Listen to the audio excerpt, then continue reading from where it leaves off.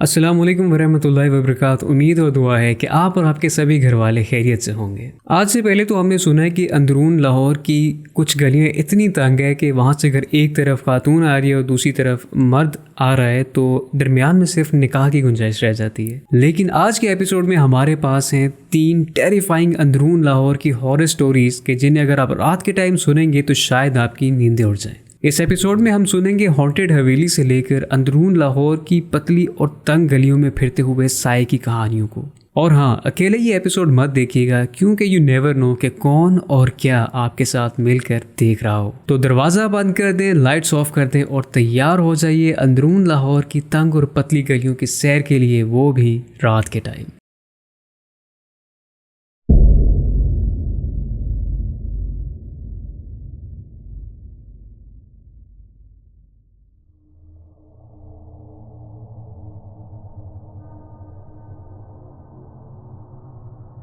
अंदरून लाहौर का दिल है। ये अपनी कदीम और तंग गलियों और उनके भूल भुलैया और छुपे सहन के लिए मकबूल है। खस्ता हाल हवेलियाँ और उनकी भूल भुलैया जैसी तंग गलियाँ अंदरून की पहचान है। लाहौर के इस पुराने हिस्से को अंदरून कहा जाता है क्योंकि इसकी गलियों में बहुत से राज पोशीदा हैं।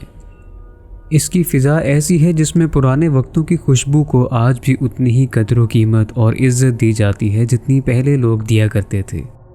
यहाँ तक कहा जाता है कि अंदरून के जन्नात भी आज तक अंदरून की गलियों में फिरते हैं और इसे छोड़कर नहीं जाते। बहुत सी खस्ता हाल इमारतों में से एक इमारत किसी जाफरी नामी ख़ानदान के नाम है। जाफरी फैमिली कदीम वक्तों की अमीर तरीन फैमिलीज़ में से एक थी। इनका नाम अंदरून के मशहूर और ताकतवर लोगों में शामिल था। जाफरी फैमिली ट्रेडिंग का बिजनेस करते थे जो इनकी मालियत की वजह थी।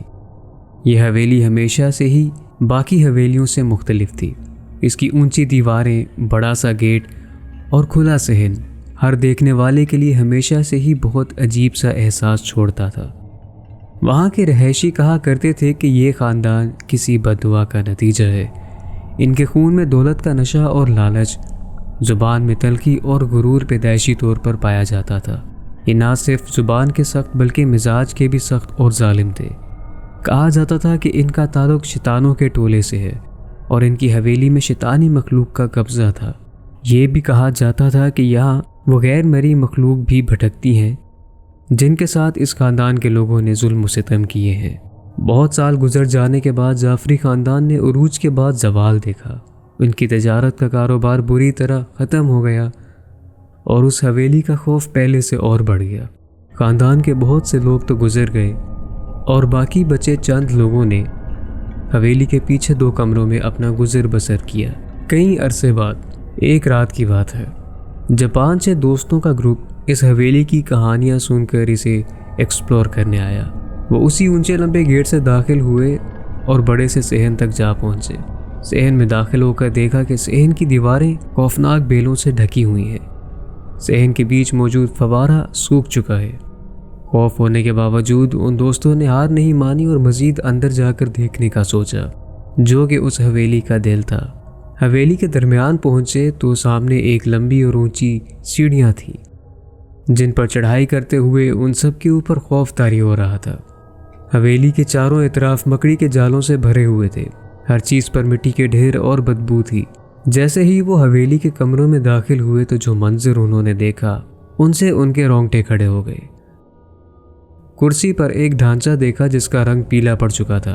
वो ढांचा किसी बूढ़े आदमी का था जिसकी वफात हुए सदियां गुजर गई हो। रंग फीका पड़ गया हो और आंखें स्याह। देखने में लगा जैसे वो ख्यालों में डूबा किसी को देख रहा हो।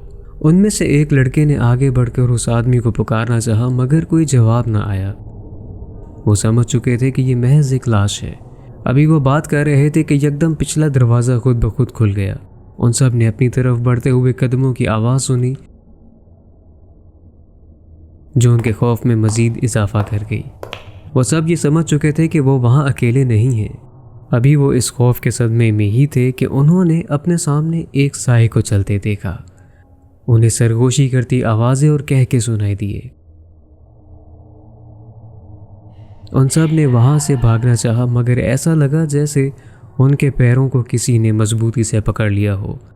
वो चिल्लाते रहे और कोशिश करते रहे कि जान बचाकर भाग निकले। जब सारी कोशिशें बेकार हो गईं तो उन सब ने ऊंची आवाज़ में अल्लाह के नामों का विर्द किया। देखते ही देखते उन पर जो ताकत तारी थी वो ख़त्म हो गई और वो सब वहाँ से भाग निकले।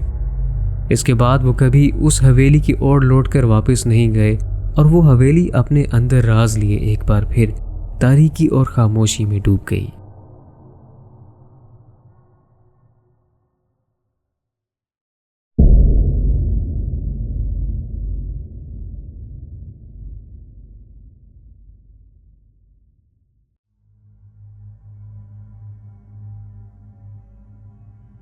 अंदरून लाहौर की एक गर्म मरतूब रात थी। तंग गलियां और सुनसान सड़कें, दिन में लोगों की आवाज़ों की जगह चिंद परिंद की आवाज़ें सुनाई दे रही थीं। यहाँ तक कि दरख्तों के पत्तों की सरसराहट भी सुनाई दे रही थी। जैसे ही शाम होने लगी, चांद चमकने लगा और अपनी रोशनी मोची दरवाजे और उसकी गलियों पर डाल रहा था। मुकामी लोगों का एक ग्रुप जो आपस में बचपन के दोस्त थे, सड़कों पर गपशप लगाते हुए एक ऐसी गली जहां पहुंचे जहां उन्होंने एक अक्स को अपने सामने चलते हुए देखा। कोई ऐसी मखलूक जो इन तंग गलियों में छुपी हुई थी और हर किसी को दिखाई नहीं देती थी। उन्होंने इसे अपना ख्याल समझा और आगे बढ़ने लगे। आगे हंसते हुए जब दूसरी गली में पहुंचे तो उन्हें महसूस हुआ जैसे उनकी हंसी के अलावा भी किसी की हंसी शामिल है। उनके कदम तेज होने की बजाय कोई मजबूती से पकड़कर रोकने की कोशिश कर रहा हो। जब रोंगटे खड़े होने लगे तो उन्होंने उस गली से गुजरने के लिए तेज रफ्तार करना चाही, मगर यह भी मुश्किल होता जा रहा था। उनमें से एक दोस्त ने जब पीछे देखा तो उसके औसान कता हो गए। वो स्याह अक्स इनके पीछे खड़ा था और इनका पीछा कर रहा था। ये भागना चाहते थे, मगर जितना भी तेज हो रहे थे वो चीज़ भी उनके पीछे उतनी ही रफ्तार से बढ़ रही थी। उसकी शक्ल बद से बदतर दिखाई देने लग गई थी। ऐसी चीज़ उन्होंने कभी अपनी ज़िंदगी में नहीं देखी थी। अजीब शक्ल बदलने वाली मखलूक जिसके ना तो हाथ थे और ना ही पैर। सब दोस्तों ने अलग अलग भागने का सोचा। हर कोई अलग अलग सिमत में, अलग गलियों में दाखिल हो गया। मगर अजीब बात यह थी कि हर किसी ने उस चीज़ का पीछा करने की आवाज़ 4 अलग अलग गलियों में सुनी। उनमें से एक दोस्त का कहना यह भी था कि वो जो कुछ भी था सिर्फ एक को नुकसान पहुंचाना चाहता था, जो कि हम में से कोई भी नहीं था। शायद किसी और की तलाश में था। भागते भागते एक वक्त ऐसा आ गया कि अब वो चीज़ इनके पीछे नहीं बल्कि एक कदम आगे खड़ी इनका इंतज़ार कर रही थी। ये जिस भी डायरेक्शन में भागते वो अक्स गली के आखिरी कोने पर इनसे पहले मौजूद होता। काफ़ी देर बाद जब वो सब एक खुले आसमान के नीचे चौक पर इकट्ठे हुए तो सब घबराए हुए, पसीने में डूबे और भीगे हुए, और दिल ऐसे कि जैसे काबू में नहीं आ रहा था। सब ने शुक्र का कलमा अदा किया कि जान बची, मगर ऐसा नहीं था। जैसे ही उन्होंने आसमान की तरफ देखा तो पहले से भी भयानक मंजर उनकी आंखों के सामने था। अंदरून की उस रात में ऐसा लगा जैसे उन चारों के अलावा वहाँ कोई भी नहीं सिवाय उस चीज़ के। ऊपर देखने पर वो अक्स अब इनके सरों पर था, स्याह लिबास और सफ़ेद बाल। ये देखना था कि सब होश खो बैठे और गिर गए। अगली सुबह जब होश में आए तो देखा कि वहीं चौक में गिरे हुए हैं और लोग उनके इर्द गिर्द जमा हैं। उन सब ने अपनी आबीती बताना चाही, मगर ज़ुबान से कुछ बयान ना हो सका। लोगों ने उन्हें वहाँ से उठाया और उनके घर तक छोड़ते गए। तसल्ली के लिए पानी पिलाया और कहा कि शायद तेज़ धूप की वजह से इनका ये हाल हुआ है, मगर वो सब नहीं जानते थे कि हकीकत क्या है। उस रात का राज उन्हीं लोगों के साथ ख़त्म हो गया। वो क्या था और क्या चाहता था, ये आज भी एक सवालिया निशान है।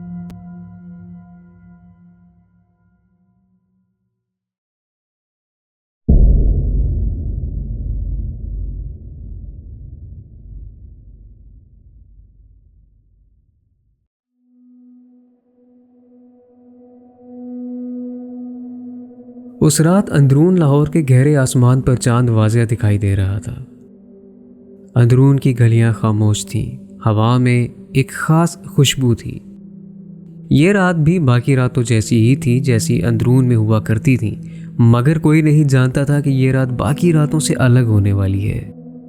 अंदरून की ठंडी हवाओं में छुपी तंग गलियों में से एक गली में एक कदीम कोठी बनी हुई थी जो बहुत अरसे से किसी के इस्तेमाल में नहीं थी। उसकी दीवारें आधी टूट चुकी थीं और गार्डन में मौजूद पौधे मुरझा चुके थे। उसकी चार दीवारी में भी एक अजीब सी घुटन और खौफ था, कुछ बहुत खौफनाक और ना समझ आने वाला। ये वाकया उस कोठी के करीब रहने वालों की जुबानी है।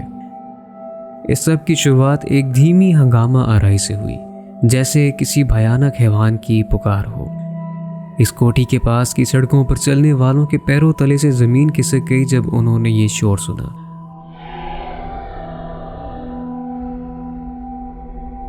वो ये सोचने लगे कि आखिर किसकी आवाज़ है, और इसी के दौरान उनके सामने एक साया नमूदार हुआ। वो साया अजीब पतला और लंबा था, जिसके लंबे लंबे बाजू उसके घुटनों तक थे। उसकी जिल्द पर गहरे पीले धब्बे, जैसे कोई सदियों से बीमार हो। आंखों से आने वाली रोशनी में अजीब सी चमक, जिससे खौफ तारी हो जाए। जिसने भी ये मंजर देखा वो खौफ से कांपने लगा। देखते ही देखते उस साये ने उस कोठी की तरफ अपना रुख किया। लोगों ने बताया कि वो साया उनके सामने ही जैसे ही उस कोठी के दरवाजे तक पहुंचा तो वो गायब हो गया। कुछ लोगों ने बहादुरी से उस साये का पीछा करना चाहा, तो मंजर जो उन्होंने बाद में देखा वो उनकी ज़िंदगी के लिए खौफ की निशानी बन गया। हवेली अब वीरान नहीं थी, ये समझ गए थे।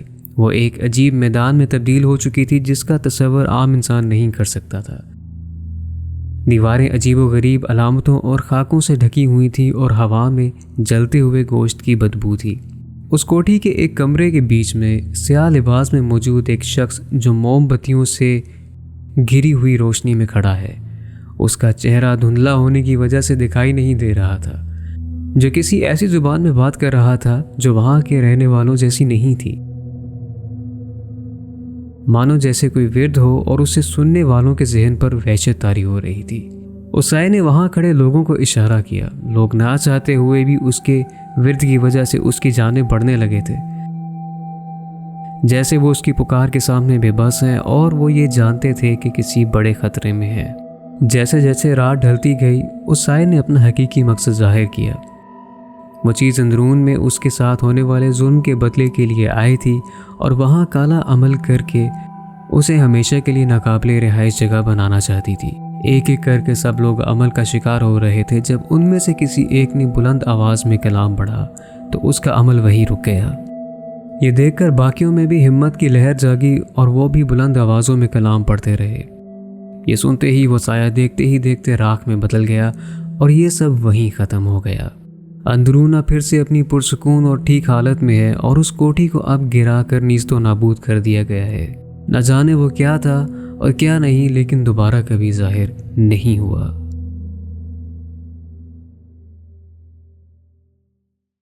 उम्मीद है कि आपको आज का एपिसोड पसंद आया होगा। अगर आप ऐसी मजीद सुपरनैचुरल या फिर हॉरर स्टोरीज या फिर जिन स्टोरीज सुनना चाहते हैं तो don't forget to check out the previous videos जो कि मैंने इससे पहले अपलोड की हैं। अपना और अपने घर वालों का ख्याल रखिएगा। मिलते हैं आपसे अगले एपिसोड में और तब तक के लिए फी अमान अल्लाह।